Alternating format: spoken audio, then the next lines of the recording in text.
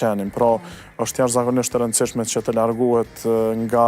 ekspozimi i vazhdueshëm me telefon, me teknologji dhe pastaj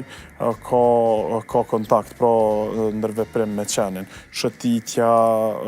loja, njoftimi pastaj edhe me njerëzit e tjerë që kanë qenë, pra ka shumë të mira në aspekt social, në aspekt psiqik, edhe normalisht që është një hap shumë pozitiv, por që nuk duhet të ndërmerret nëse një person nuk është i sigurt se a mund të kujdeset apo jo për qenin. Në cilat raste nuk e kishe rekomandu mbajtjen e një kafshë shtëpiake, si veterinar? Si veterinar? A në asnjë rast? Jo, normalisht që në disa raste nuk kisha mendu që disa personave ju përshtatet. Për shembull, kemi pas persona që kanë qenë jashtëzakonisht të zënë me obligimet e tyre, ku ndoshta ka qenë minimale koha që ata kanë mujt me u kujdes, qoftë për shëtitje, qoftë për ndërveprim me qenin apo macën e tyre, dhe normalisht që te këta persona unë rekomandoj që mos të marrin kafshë shtëpiake, për shkak që marrja një kafshë shtëpiake është fillimisht përgjegjësi tepër e madhe. Është një përgjegjësi që duhet të dihet, nuk është për 1 vjet, për 2 vjet, mirë po është së paku për 10 vjet, 15 vjet,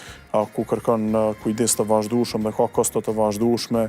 në qoftë me kontrollat veterinare të rregullta, ndërsa në rastet kur kemi të bëjmë me sëmundje, mund të ketë edhe kosto të papritura që janë më të larta, mirë po gjithsesi është një përgjegjësi dhe për këtë arsye unë mendoj që disa persona ndoshta edhe është më mirë të mos marrin kafshë shtëpiake. Po a mendon se institucionet edhe shkollat, gjithashtu edhe media duhet bëjnë më shumë sa i përket ndërgjegjësimit qytetarëve për trajtimin e kafshëve? Po, patjetër, unë mendoj që edhe institucionet duhet me i rritë këto kampanjat që bëjnë thirrjen fillimisht për adoptimin e qenve,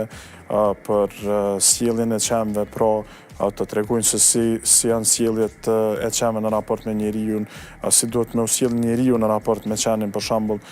në raste kur qeni ndoshta mund të shfaqë shenja agresiviteti. Pastaj në shkolla mendoj që gjithsesi është shumë e rëndësishme të futet në lëndë, për shembull në këtë lëndën e edukimit qytetar. Duhet të futet si pjesë e kësaj lënde, për shkak që duhet të vedisohen edhe fëmijët se çfarë rëndësie kanë qenë. Edhe qenë të ndacak, qenë të komunitetit, si duhet të jetë kujdesin ndaj tyre, çfarë duhet të bëjnë njerëzit, çfarë duhet të mos bëjnë me ta. Ndërsa kur jemi tek media, unë mendoj që media ndoshta më shumë duhet të raportojnë, duhet të bëjnë thirrje në raport për shembull me qenë që janë adoptuar, raste pozitive dhe jo të raportojnë vetëm këto raste që i kemi për shembull kur qenë ndoshta i sulmojnë njerëzit. Pra në këtë mënyrë duhet ulet edhe panika dhe frika e njerëzve në raport me qenë të ndacak, dhe normalisht kur shohin raste pozitive të adoptimit, se qysh është bu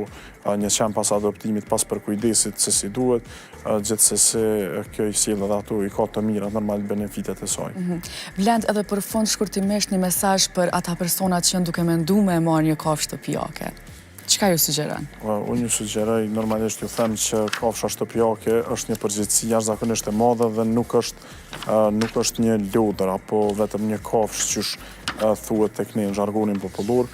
por qeni është edhe antar, qoftë qeni, qoftë macja bëhet antar i familjes dhe duhet të përkujdesen për të prej ditës të parë të jetës që e marrin e deri në ditën e fundit të jetës kur kafsha ndron jetë, pra për shkak që për personin, për